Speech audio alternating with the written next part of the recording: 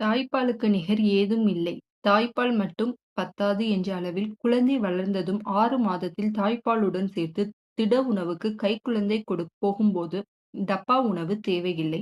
குருணை அரிசி, பாசிப்பருப்பு, தேங்காய் எண்ணெய் 2 துளி சேர்த்து கூழாக காய்ச்சி கொடுக்கலாம். கேழ்வரகு கஞ்சிதான் உடல் ஆரோக்கியத்திற்கு விலை குறைவான ஒரே வீனிங் ஃபுட்.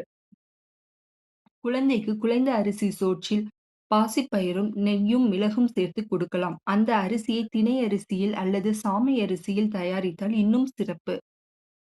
சிறுதானிய அரிசியினால் இரும்புச் சத்தும், அதிலுள்ள பாசிப்பருப்பினால் விரைவில் கூடுதலாய் உட்கிரகிக்கப்படும் புரதம், அதில் தூவப்படும் மிளகினால் அதிலுள்ள பைபரின் சத்து மூலம் சுவாச மண்டல நோய் எதிர்ப்பாற்றலும் சேர்த்து தரும். வெண்பொங்கல் மிகச்சிறந்த குழந்தைகளுக்கான ஊட்ட உணவு.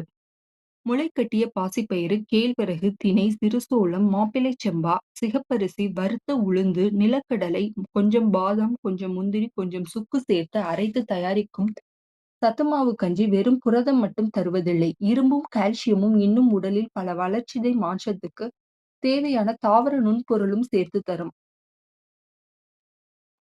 வெண்பொங்கல், சோள தோசை, உளுந்தங்களி, பாசிப்பயிறு மாவு உருண்டை, சத்து மாவு என இவையெல்லாம் ஊட்டம் தரும் புரத உணவுகளே. இவற்றை நம் குழந்தைகளுக்கு கொடுக்கலாம். இது போன்ற தகவல்களுக்கு உணவு அறம் சேனலை சப்ஸ்கிரைப் செய்து கொள்ளுங்கள்.